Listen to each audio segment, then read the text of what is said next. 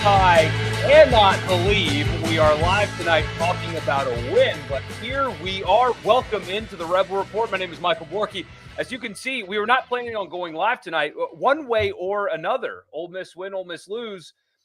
We were not going to go live tonight. We were just going to simply do something tomorrow because wasn't a particularly big game. So figured, wouldn't be up late tonight talking about it. Figured Ole Miss was going to win rather comfortably, if we're being totally honest with you. And so I figured we'd just do this tomorrow instead of tonight. But with how that game unfolded, we could not possibly not talk about it together on this edition of the Rebel Report. My name is Michael Borky. I'm really glad that you guys are here. How did that happen? How did that happen? I cannot believe that happened. I mean, if we are being honest with ourselves, and we need to be, if we're being honest with ourselves, Ole Miss played about 36 minutes of terrible basketball. That is a bad LSU team, and LSU was more physical than Ole Miss for 36 minutes, and Ole Miss did not match their physicality for 36 minutes. Let's see, team stats here. I mean, LSU, I think, had 7 offensive rebounds in the game. Let me see. LSU ended up having 9 offensive rebounds. Ole Miss had 11. Again, 36 minutes of bad basketball, but it didn't matter because they ended up winning the game. But they were awful. And, I mean, I'm even sitting here on Twitter saying, quad 2 loss won't hurt the resume that much, but the way it looked is concerning because it was. And yet they just did not go away. And there were a couple of things that LSU did, like that technical was a really bad spot for LSU there's never really a good time to get a technical, but that was a really bad spot. But Ole Miss just kept plugging away. 13 straight points to win the game for Ole Miss. And I'll pull up the individual play-by-play to give everybody that made the baskets their flowers. But that is something that you just absolutely have to love about this Ole Miss team is their resilience. We've talked about it in other games before, their ability to either overcome bad starts and win like they did earlier in the season, including against this LSU team. Remember, LSU went to Oxford and had a first half 15-0 run, and Ole Miss overcame that and ended up winning. And then you had, the Auburn game go down the way it did. Now, Ole Miss played well that day. For sure.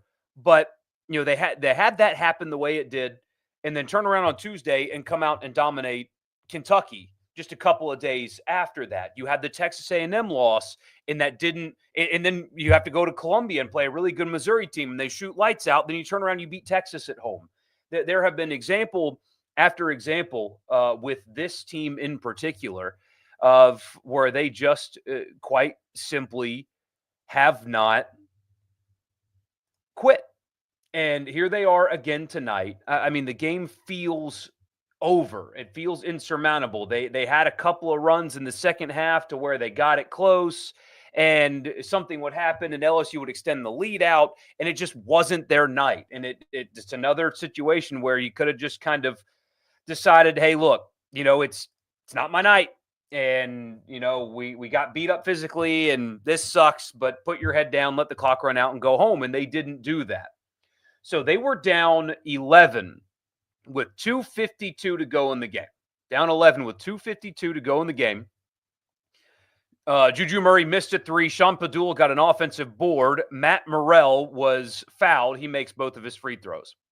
They force a turnover from Cam Carter. Juju Murray missed a 3-point shot. Dre Davis gets an offensive rebound. Corey Chest gets a foul. Dre Davis misses a free throw. Ole Miss gets an offensive Dre Davis missed a free throw. Matt Morrell gets an offensive rebound. Juju Murray misses a 3-point shot. Jamin Brakefield gets an offensive rebound. Robert Miller puts him on the line. He makes them both. They turn over Bailey. Dre Davis gets a steal. He was excellent tonight, was Dre Davis. Brakefield gets a layup. Cam Carter misses a layup at the rim. Brakefield gets the rebound. Bailey, Padula draws a foul on Bailey. He makes both free throws. Juju Murray fouls Corey Chest. He misses a free throw. Matt Morrell gets the rebound.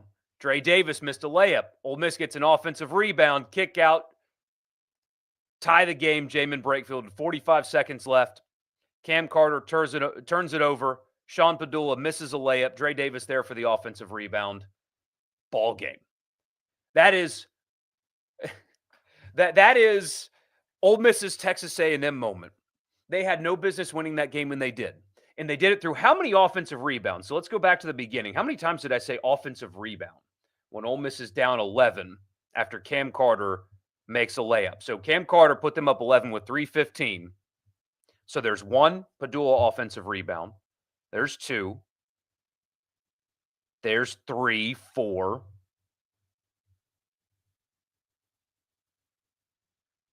5. Is that 6 offensive rebounds in the final 3 minutes of the game?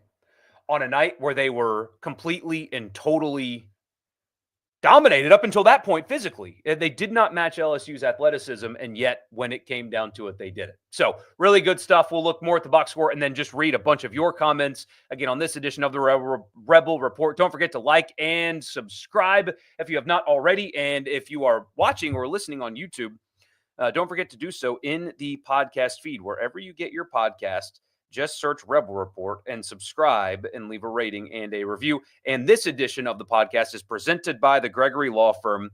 DJ Gregory of the Gregory Law Firm has got you covered. If you are anywhere in Mississippi, he's in Fulton, but he can take care of you anywhere. If you're a small business owner and you need some legal advice, or you want to start a small business and you don't know like what to do legally to make sure that you cross all your T's and dot your I's, 662-397-9799 is the phone number, 662-397-9799. Don't delay, call DJ today.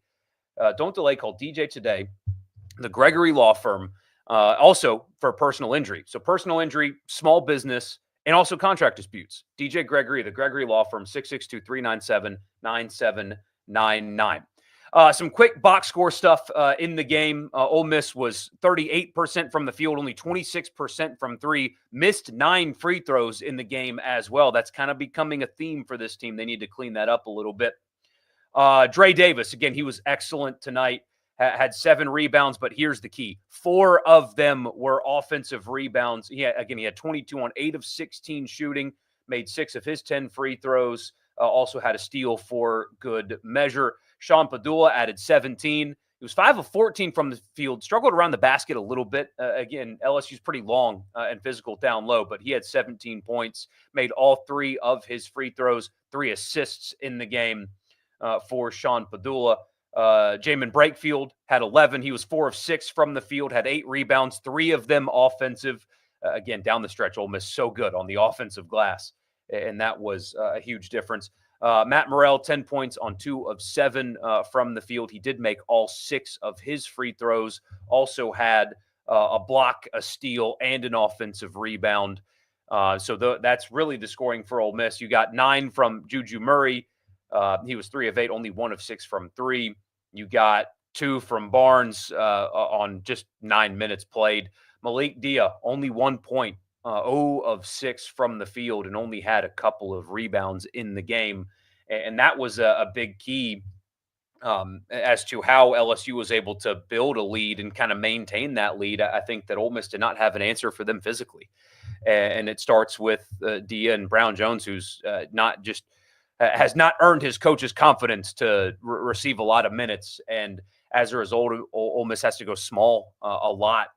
And that presents its problems, but they were able, of course, to overcome them tonight in this game. So, again, Ole Miss wins 72-70, a unbelievable comeback, truly unbelievable comeback. And it's like equilibrium, right? Because Ole Miss had no business losing to Texas A&M, and they found a way to do it. They had really kind of no business winning tonight, and yet they found a way to do it. Those things have kind of balanced themselves out now. If they would have lost, it could have possibly ended up being a quad 1 loss anyway. LSU is the second worst team in the SEC, and still they're in the top 80 in the net. So if they get into the top 75, that could be a quad 1 road win if LSU now obviously because they won, could find themselves into the top 75 if they work their way in there, which is totally possible. They got to get a couple of wins, though, of course, but that could be a quad one win. But certainly, it doesn't matter when you've got a resume like Ole Miss's. They are almost a lock to make the tournament. 7 conference wins with 7 to play. They are in outstanding shape to make the NCAA tournament. So enough of me, because I have already clearly established on my tweets, because I counted them out. I completely counted them out. I mean, I really did. I thought after LSU went up 11, I thought, okay, that's ball game. I mean, I'm going to go take a shower and I'm going to go to bed. Instead, I'm talking to you guys, and I'm happy to do it, as you can imagine. This is much better than the alternative, but I have clearly established that I'm an idiot, so I need to get out of your way and let you guys talk now, and I'll do that after I tell you about Toyota of Brookhaven. They're on exit 40 in Brookhaven, but if you're not in Southwest Mississippi, shop online at toyotaofbrookhaven.com. Use the code Rebel Report if you're shopping online. $1,000 on me on any in-stock new Toyota, or if you go there in person, just tell them I sent you. $1,000. I will give you $1,000 through them. They'll be given. I don't have $1,000 to give. Free $1,000 on me if you use code Rebel Report online, and they got a great selection online too. The car buying experience is stressful, or at least it can be. It's not stressful with the good people at Toyota of Brookhaven. So even if you're not in Southwest Mississippi, you want to buy a car through people that will actually treat you like a person and not with dollar signs in their eyes. Toyota of Brookhaven.com, exit 40 in Brookhaven. They also have a service department, 7 a.m. to 7 p.m. Monday through Friday. You don't have to buy a vehicle through them. Doesn't have to be a Toyota. They will service you and take care of you. Toyota of Brookhaven has interest rates as low as 1.99% for 48 months on all in-stock Tundra. So if you're looking for a new truck, check them out. But they have a great selection of new and used vehicles at Toyota of Brookhaven. Great service, great savings at Toyota of Brookhaven. They deliver. Now, time for me to get out of the way. Here we go. Unbelievable win. Right Beard a blank check to stay in Oxford. Emergency stream, right? Yeah, look, obviously, like, I know my graphics package is something that me, the amateur, created myself. So it's not exactly pretty anyway, but I didn't have time to update that. I don't have a thumbnail made because after the game, I was just kind of sitting there like, I guess I need to go live now. And so just came in here and did it. Brakefield for that 3. Absolutely, man. And, you know, I really, after I liked Jamin Brakefield before that CBS article came out, because you hear things about how he treats people, which is exceptionally good, by the way. Like, before that came out, like, any time somebody talked about Jamin Brakefield, it was exclusively good, like, exceptional guy, great ambassador for the school, all that stuff. After that CBS article came out about him and what he's done for that high school student that's living with him now, and he's essentially like, he does all of the fatherly duties, and I don't know how he can do that and also play high level college basketball the way he does. He's just a better guy than me. I mean, clearly. After that, I've just been the biggest fan of his. And so when he's able to do something like that, it, like, as a sports fan, you can't know his story now and not feel incredible things when he does something like that. What a gigantic shot that was. And I'm just, can't be happier for somebody like him to have success like that, and to have that moment for his team is special. That's just a special shot. And I know it's kind of a goofy word, but he's a special guy and deserved that moment. The A&M game has been balanced out. Insert a Thanos quote here. No kidding. Just a big wow. Seriously. Can't let Beard go to Indiana. Here's what I will say about that. We are not going to spend time talking about that until there's actual movement one way or another on that. I don't think it's fair to you guys. I don't think you guys want to hear that. It's not ignoring, like, the possibility. His name will be on all the hot boards that get created, but I mean, it's February 8th. He's got a tournament team right now. What's the point of will he leave? Will he stay? Will they offer him? I don't know the answer to any of those questions, and I don't think that that's what you guys want to hear. And so I'm just not going to spend a lot of time on it until something materializes, if that makes sense. First of all, that was a terrible basketball game on both sides for the most part. It was, but it was one. LSU managed the end of that so poorly, and somehow Ole Miss seized the opportunity and made some shots, got dominated in rebounds, and who would have guessed the game winner on an offensive putback? No kidding. Just a wow, insane, and a hottie toddy there. Have I changed since my last live stream? Like clothes? Yes, I have. I wear this hat all the time, though. Like, I have a problem with hats. I like fall in love with one hat and I wear it until it can't be worn anymore. And this is a Sanderson Farms Championship hat. Hope you guys go to the Sanderson Farms Championship this year because we'll be there. And Ole Miss is off that weekend, by the way, in football. So anyway, just representing my local PGA Tour event. If LSU had won, they likely would have been back in the top 75. Probably so. Let's see what their schedule is. And you know, maybe it's kind of insurmountable at this point. I don't know how much a home loss is going to drop them in the net, especially with their record being what they are. I mean, who knows? They could slip back in, but it doesn't matter because a quad 2 win certainly doesn't hurt you. And Ole Miss remains undefeated outside of quad 1 games, which is a gigantic, glowing, like arrow pointing positive on their resume right now. Now they've got South Carolina coming up, and South Carolina's net is worse, so they have to win that game to maintain that. But they are that resume line is a really, really good one for them. And not that one quad 2 loss is going to change whether or not they're a tournament team at this point, but still, the fact that not only do they have that win at Alabama, which is just how did that game end, by the way? I guess Arkansas was coming back. I assume that they ended up losing, but I was too busy trying to get ready for you guys here. Okay, so Arkansas still ended up losing. So that Alabama win continues just to age like a fine wine. I mean, that is going to be another one of those like highlighter, arrow pointing to it, spotlight on, like big time resume line item. Their current record outside of quad 1s is outstanding. Not a single even kind of bad loss for Ole Miss. All of their losses are good, and they have a handful of quad 1 wins, and they are undefeated outside of the quad 1. That is a really good resume as of this point, a really good one.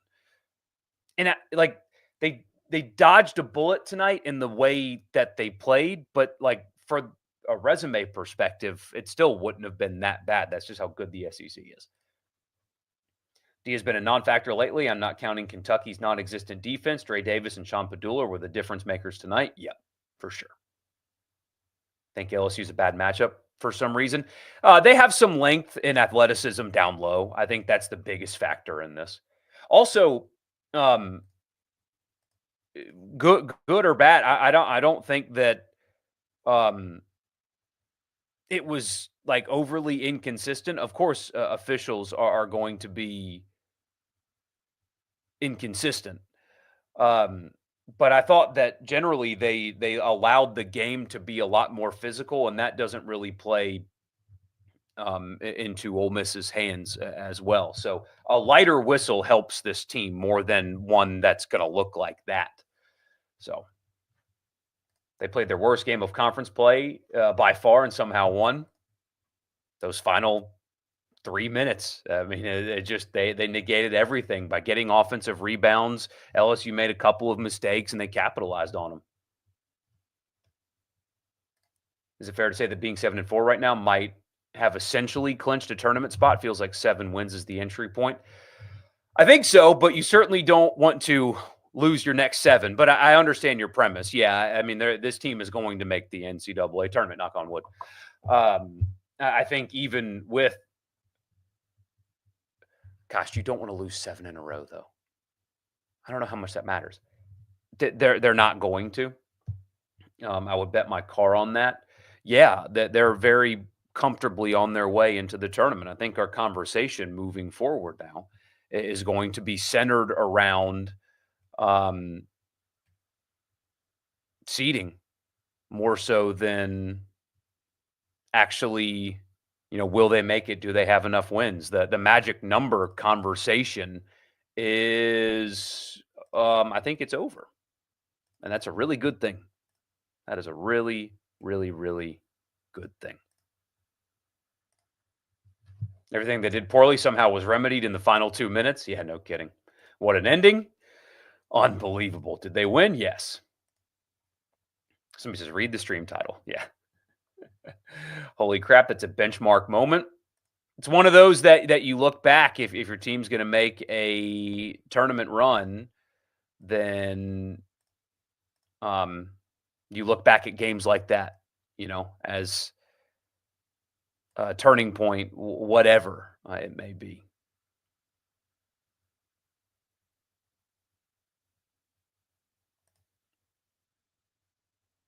They're down 11 with 2:50 to play and one at the buzzer. Yep.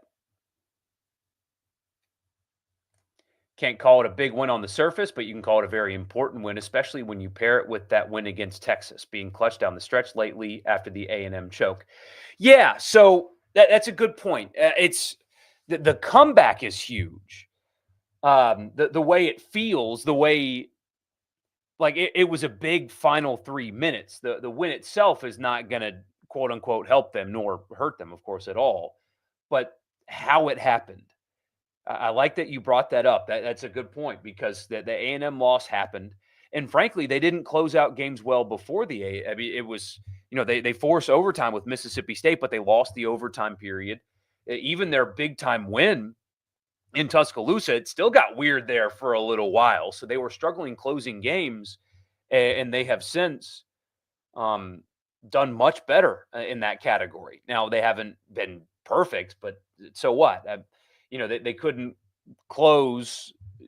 They didn't play great in the clutch against Auburn, but that's the best team in America, regardless of what happened today with them. So I mean, I am totally. I'm with you on that. They have started figuring out how to win. They're learning how to win. Going to end up 11-7, hopefully in conference. What seeding could that get? 11-7. What would their net be? I mean, that could be 4 to 5. I mean, they were projected going into the weekend as a 5 seed, so somewhere in there, yeah. Game like that can pay dividends come March. Going to be a lot of close games in the tournament. Yeah, and just the building confidence, being in that spot again. They're not going to. You don't think that they're going to shudder because they've done it multiple times now.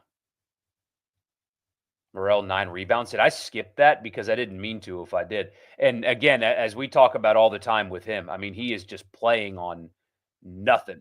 The analogy I used on the radio show, I think I did here, was you remember how, 9 boards for Matt Morrell. So he went 10-9 tonight. Goodness, I don't think I mentioned that earlier. Your old high school coach used to say, are you hurt or are you injured? Because there's a difference between hurt and injured. Matt Morrell's injured. He's not just hurt. He is straight up injured. And the fact that he is giving them a high level anything is rather remarkable. And to give them 9 rebounds tonight and double digit points. So he scored, 34 points in 2 games. And then getting 9 boards tonight. It's just dealing with what he's dealing with is just special. He's tough, man. He is so tough. They avoided a baddish loss. Wouldn't have hurt them too much, but probably drops them by a seed. Yeah, and frankly, if the final 4 minutes doesn't happen and they just continue what it was and the game closes out the way the first 36 went, then you had to be concerned about how easy it was for LSU to out physical them, and then everything, LSU has some decent athletes, but they played disjointed too. Ole Miss was downright awful. We're fortunate LSU returned the favor on missing some free throws. They did miss a lot. What was that? So Ole Miss missed 9. LSU missed 13. Made less than half of their free throws. Ugh. There are some teams in the league who are awful at the line. Georgia and Mississippi State today was hard to watch. Yeah, State got really, really lucky. Really, really lucky. Game was epic at the end. Gators look tough because they are. Stand by it. Ole Miss is going to beat State by 15 plus. I agree. I said after the first iteration of that game that I think it's just going to be a flip of what happened last year. Remember, Ole Miss beat State in a really close game at home. Then they went to Starkville and lost by double digits. I said then, and I still agree with it, that the opposite is going to happen. I think that State won at home in a close game, and they're going to go to Oxford and get beat by 15. Auburn finally lost. It was glorious to watch. Yeah, and I did not realize that Auburn was as old as they are until some people started sharing the fact that Luka is younger than one of Auburn's players. I don't think Zion's 25 yet, and he's playing right now. I just Googled Zion, and it gave me Zion National Park, which I guess would be more popular, I suppose. So Zion's 24. So Zion's playing. I mean, he has spent 5 years in the NBA, right? Because he was drafted in 2019. Let me get to his stats. So this is his 5th year in the NBA. And Luka has 5 All-NBAs. And Auburn has a player older than both of them. Not sure what to expect on Tuesday right now. Playing at Carolina isn't easy, but they're reeling. And I would imagine that film is not going to be particularly pretty, even though they won. I have a feeling that Chris Beard's going to be able to get their attention before they go into Columbia. Haven't heard any rumors of Beard other than on Facebook. No, look, I mean, there's going to be obvious connections that people will make between him and the now open Indiana job. I just don't think it's worth discussing until there's like some real true reporting on, hey, he's their priority candidate and they've made contact type stuff. I'm just not going to sit here and talk about hot boards with you guys in February. I just don't think it's fair to you. We don't do that in football either. I don't think that's right. And for good reason, because look at what has happened, right? So unless something materializes, we're just not going to talk about it. I think Juju Murray's saving up for tournament time. He was great on Tuesday, though. I know Kentucky's defense is poor, but he was very clutch in that game. That win will keep Ole Miss in the polls. I agree. Still have been ranked all season. I wonder if that's ever happened before. Yeah, I mean, going 2-0 this week with one of those being Kentucky will absolutely keep them ranked. Ole Miss wins and the Thunder smack the Grizzlies around. Been a good night. Yeah. Number 1 and number 2 lost tonight. Yeah, how about that environment in Clemson? That looked great. Yes, South Carolina is next. Those kind of wins are important for the rest of the season when everything isn't going your way. To not quit and continue to fight's a big deal. Pretty no, but you take more away from a win like this. And yeah, look, the ugly wins are still wins all the same, especially when you're trying to make the tournament in this league. So Alabama almost let Arkansas come back from 18 points down. Yeah, they did. How are the chances on beating the Cox on Wednesday? Isn't it Tuesday? Isn't it Tuesday? I feel like you have a great chance of doing that on Tuesday for sure, knowing you. The 12th, right? So is that Tuesday? No, that's Wednesday. I'm an idiot. Again, I already told you guys that, though. Almost hasn't been blitzed out of any game on the road. That might happen at Auburn, but still they're hard to blow out with how they play defense for sure. That Auburn game will be the freest of free shots.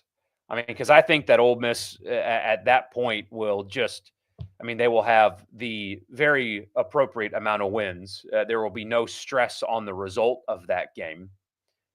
Just go there and give them your best shot and see what they got, you know? How lucky is Texas A&M? Wade Taylor, game winner at Missouri. Ooh, he's good though, right? Texas A&M has what, 6 ranked wins this year, something like that. Didn't think the refs were bad. The focus to me was how poorly they were playing. Yeah. If they win on Wednesday, I'll be ready to shift the conversation. I hear you. Kind of like their chances on winning one of, if not two, against Florida and Tennessee. So Florida being in Gainesville that's tough. That's really, really tough. I do like their chances against Tennessee and Oxford, though. Never a doubt. No, absolutely. There was never at any point, there was never, ever a doubt. At no point. Really is a similar moment where A&M beat them, but Ole Miss did it to themselves. Now, LSU really had the game and killed themselves at the end. Yeah, I do think, if you really want to split hairs, I do think that Ole Miss choked more so than LSU did tonight. So Ole Miss choked against A&M more so than LSU did tonight. I think Ole Miss just ended up making plays. Yeah, they got a little bit of help, sure, but they ended up making plays. You needed that offensive foul to go your way, right? The technical that needed to go your way too, but it was almost exclusively Ole Miss giving it away to A&M. I don't think it was just exclusively LSU giving this one away. They just finally started making plays. It took them forever to get there. I think they're going to handle State. It's just a feeling you have. Carolina actually interests me more right now. They do play well at home. But they did get beat badly today. You got to kind of wonder when the Q factor. Obviously, it didn't work for LSU. They were in it and locked in and ready to play tonight. But forgot how much fun a college basketball can be when you have a competitive team. It is intoxicating. That's the word that I will always use. Having a basketball team that makes the tournament is so intoxicating. I mean, you're in February. That these games matter so much and the environments are great and you're hanging on every shot and every possession. And then, if they do get the appropriate number of wins, which I think they will, but if they do, you get to go to Selection Sunday and you're sitting hearing that music, and they're revealing the bracket. And then, you get to fill it out and you write your team all the way to the national championship game. And you know that they're not going to win the national championship, but you get to write your team all the way to the national title. It's an amazing thing. It is more fun, I think, to make a tournament run in basketball than have a good football season. Great, different story. Like winning a football title, totally different deal. But like a good football season or making a deep run in the NCAA tournament, what's more fun? I think it's the tournament. I know that's kind of crazy to some, but I think it is. They pick up 2 wins this coming week, they can go to a tough Vandy team in Nashville with house money, essentially. That game won't be easy. Definitely not. Weird place to play. I do expect there to be a lot of you guys there, though. Especially if Vandy's still in the hunt for a tournament spot. And they will be, for sure.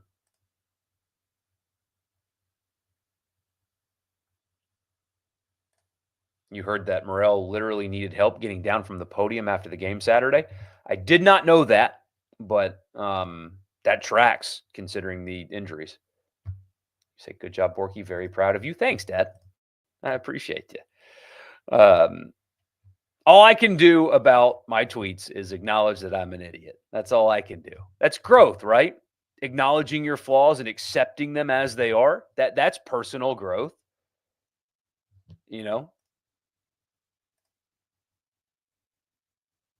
Can't believe LSU's AD didn't walk on the floor and fire their coach after that. Yeah, Chad Baker Mazar is 25. He's older than Luka and Zion.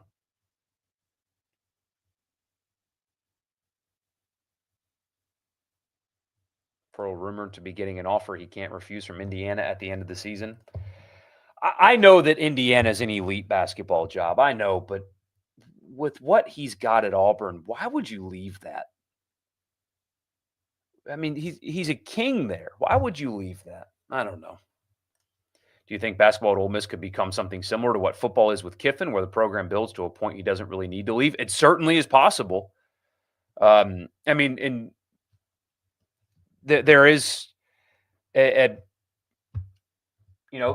a chance that some schools look at him as unhireable as well, but they're committed to basketball. they being Ole Miss, Keith Carter, they're committed to winning in basketball. And this is why you commit to winning in basketball, because when you do, look at what you can be. Look at what can happen. Right? You kind of luck into a coach like Chris Beard, but if he happens to leave after this year, the candidate list would be a damn good one. Forgive my language, but it would be. And I mean, the top two guys would probably both take your job. And if you continue to invest like this and you continue to build fan culture, which is what they're doing right now, the students are seriously engaged in basketball. And guess what happens when students graduate? They come back to games. And I don't know, if you keep investing in basketball and then you start having success, you can build a foundation of desire from fans to, I don't know what I'm saying. It's late. Okay. Point is, yes, Ole Miss can be that too. It's a job with no basketball history to speak of. It's kind of like Auburn, but with investment and fan give a damn, for lack of a better phrase, you can so easily become what Auburn is. And Ole Miss is in the early stages of that. Fans are starting, the casual, non-big basketball fan is starting to look at this and say, hey, you know what? This is fun, right? There were a lot of Ole Miss fans that watched this game today that were casual fans. And they were told by other people like, hey, watch the basketball team. They're good. Or, hey, beat Kentucky on Tuesday. And they watched the game Saturday and they kind of played like crap. Not kind of. They played like crap for 36 minutes, but yet they don't quit. And they have this amazing comeback, this 13-0 run to end the game. And now you're, in your group messages or talking to your buddies like, hey, they play State on Saturday. We should go. Let's buy tickets. And this is how you start building from the ground up. And basketball can work at a place like Ole Miss. Even though there hasn't been the history, it can work. And you're seeing it work right now. And I hope, because this is fun to talk about, that this continues, that people keep buying in and that people keep going to games and creating environments, and the school keeps investing, because this is great. This is great. I'm having a blast. And I know you guys are too. That's right. Ole Miss doesn't have the history, so you just have to build it. Just build it. Who cares? Who cares if there's no NBA presence? It doesn't matter now. Make one now. Make one. Doesn't matter. If there's not enough banners in the arena, who cares? The arena's beautiful. It doesn't matter. What happened in 1998 doesn't matter. Or whatever. 94, 96, 2010 doesn't matter.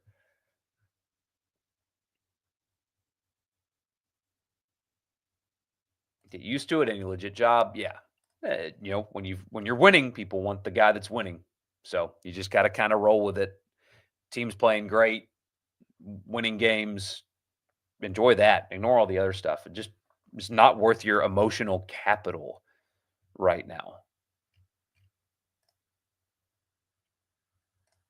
I think they have most of what they need, with the exception of consistent large crowds, not counting the students, of course. And it is tough. There is the thing that is working against Ole Miss when it comes to that is location. I know Memphis is only an hour away, but guys, it's still an hour. Tupelo is only 45 minutes away. That's still 45 minutes away. Oxford itself is small. Baton Rouge is not small. They had empty seats everywhere. I understand why. But Lexington is big, right? It's a big place. I know it's different, but the conversation around the women's team last year, where it was like, well, LSU and South Carolina support their women's programs. It's like, well, look at the population size of the cities that they're in. It's easier to get people to go to those games because there's more of them there. And so, like Tuesday in Kentucky, not every seat was full because it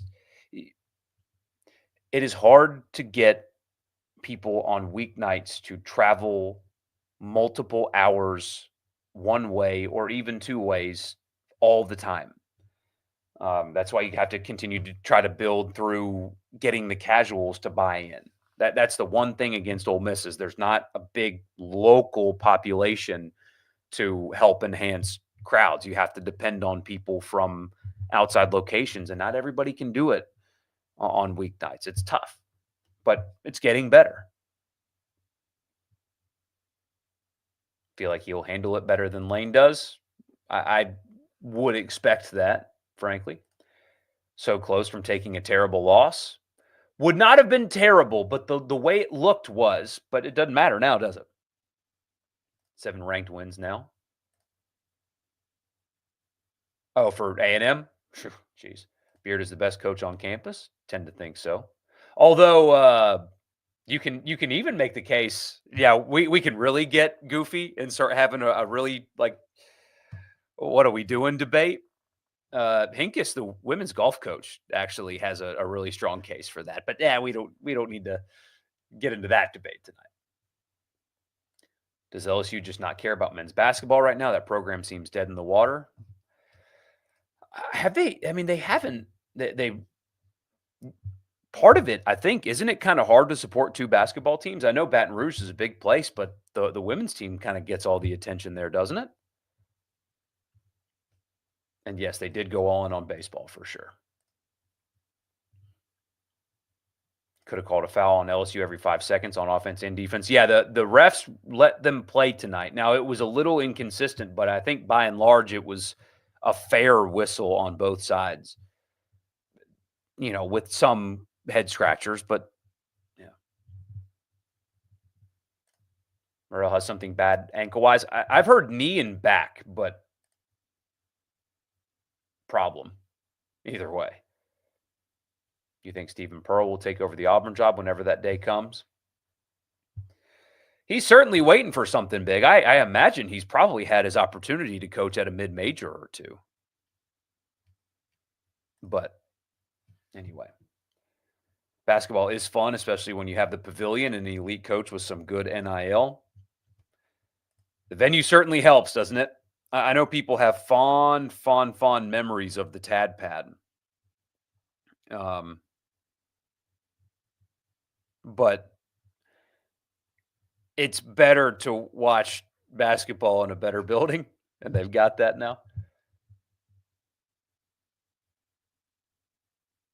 I don't look like Tom Petty. It's a callback to the radio show. Yeah, a former employee of Super Talk said I looked like Tom Petty. Tom Petty said I looked like Tom Petty. What? But yeah, Johnny from Cobra Kai is what I get the most. It's working at other schools. For example, Auburn and Alabama have both turned into great programs, and fans buy into good basketball. Look at Missouri's crowd today. They went 0-18 last year. Yeah, I mean, this is a little excessive, but Auburn had students camping out for almost a full week for their game today.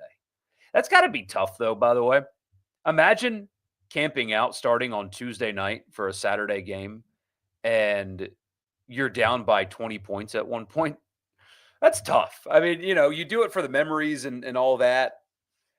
And, I think that would be fun to camp out before a basketball game. A full week, though, in a tent, just to get beat like they did today, that's not fun. That's not good. It will always be tougher at Ole Miss to get big crowds midweek, which makes it more important for the people to be loud. We have too many people sitting on their hands. It takes time. It takes time. The next thing, I've said this to you guys before, the next thing that the Pavilion crowd can do is when the opponent goes on a run, when Ole Miss is bringing the ball up the floor, to get on their feet and make noise. That's like the next thing that you see other arenas do more than Ole Miss. Like when Kentucky went on their mini run on Tuesday night, there was a couple of times where that would have been a perfect spot for, okay, everybody on your feet, let's get back behind the team moments. Little things like that. That can enhance your environment even more. It is little stuff like that. But it takes time. It takes time to build like the fire and passion behind basketball with a fan base that has not been treated to basketball that's been worth being fiery about for very long periods of time. Expect all 3 home games left to have large crowds. Even the OU game because it's on a Saturday. Oh, absolutely. Right. And that's a home baseball weekend as well. So that helps. There's just more reason for more people to be in town. The state game will be a hard sellout. Every seat will have a butt in it. So Need some kind of program to pass season ticket holders who aren't present to pass those on. See that what's crazy is that program already exists. It's just not used enough. Was on the front row of the Pete Maravich Center for that game. Was something unbelievable to experience. Oh, I imagine. You could feel the confidence and resilience of the team. They never wavered. And waiting on your third message. That's okay though. I hope you had a great time. I mean, that has got to be one of your more favorite sports memories, right? Witnessing a wild comeback like that right there up on the floor must have been awesome. Camped out 4 days for baseball seats. They went 6-24, but that's not important. But it wasn't just for one game, right? You camped out for the entire season's worth of games. I understand that. Like that's different than camping out for a week for one game to get beat by 20.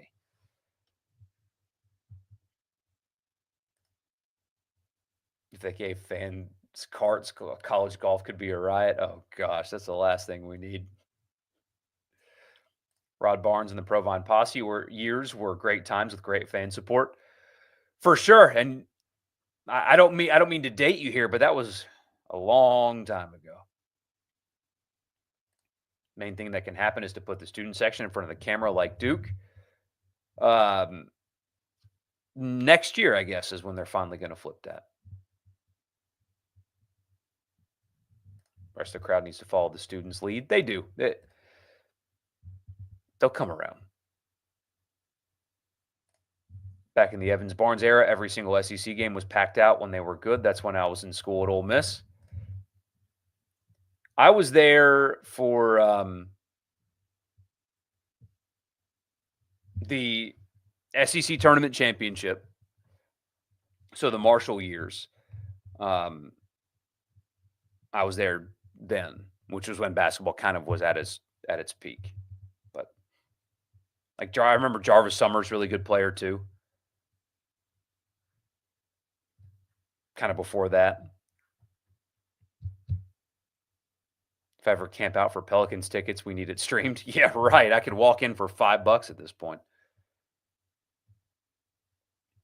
Are the women going to make the tournament? I think so. I know they lost the other day. They were on the cusp of hosting, but I think they're kind of a lock to make the tournament. But I don't know if hosting will be in their future or not.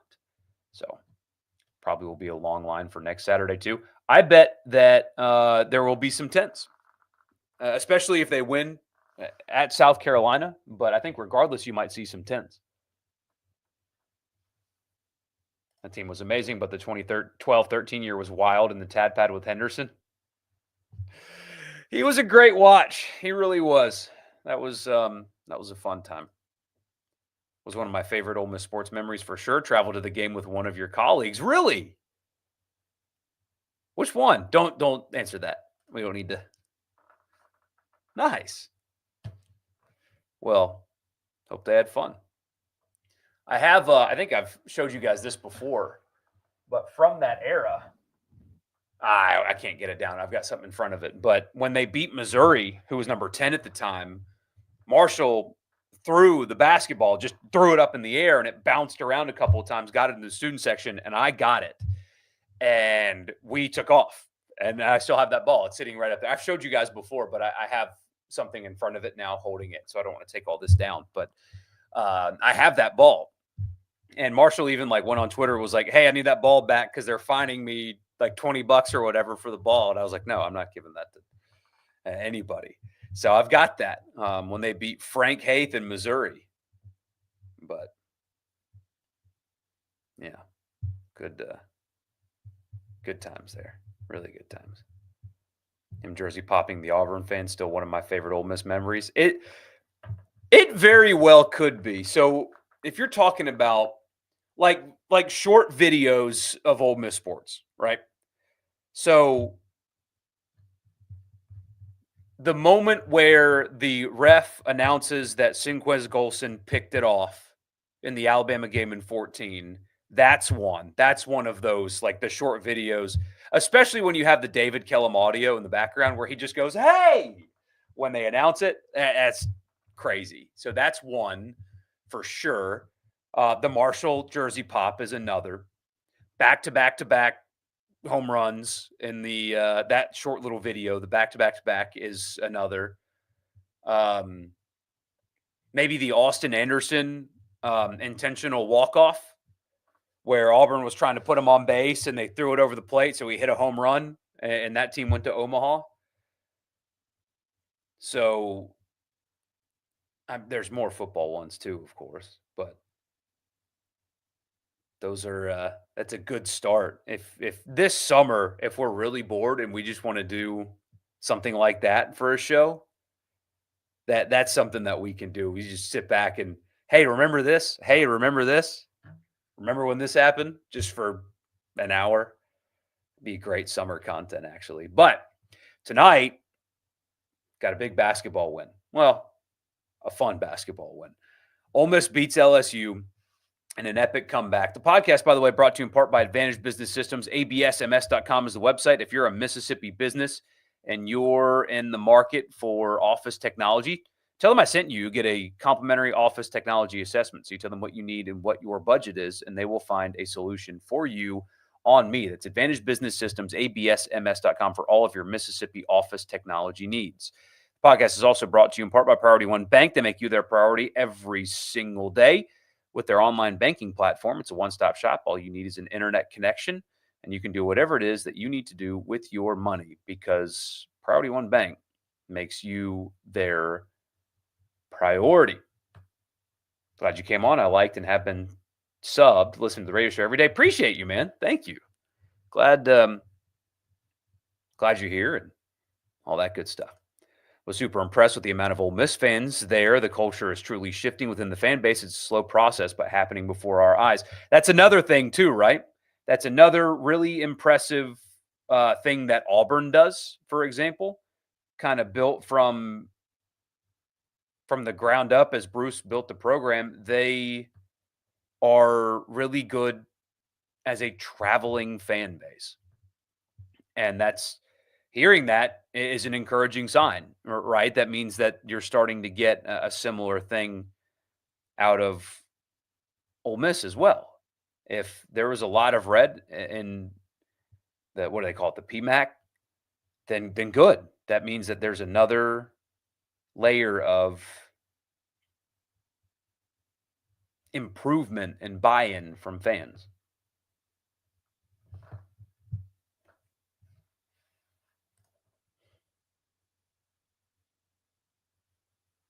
You were looking at one of Richard Cross's old trucks today? Yeah, probably so. But appreciate you guys being here. It is very late. Before the game started, I actually did a very small amount of exercising, and so I do need to take a shower because I stink. But thoughts on Kellen Moore? I'm fine with it. I think that the problems within the organization extend far beyond coaching, and so while Dennis Allen needed to go, I think a lot of others needed to as well, and so this only will cure one symptom of a much larger problem. But I do like Kellen Moore. I think that there's some infrastructure in place for his offense to work with New Orleans, and ran the football pretty well this year. They've got some good backs. I like Kendre Miller a lot paired with Kamara, and maybe they'll be healthy on the offensive line. And if they draft a big-bodied wide receiver, which a lot of people think they will, they have a chance to be good. But there's a lot of problems, and it's not just coach. But anyway, heading back to Raymond from Baton Rouge, lots of red. It's awesome.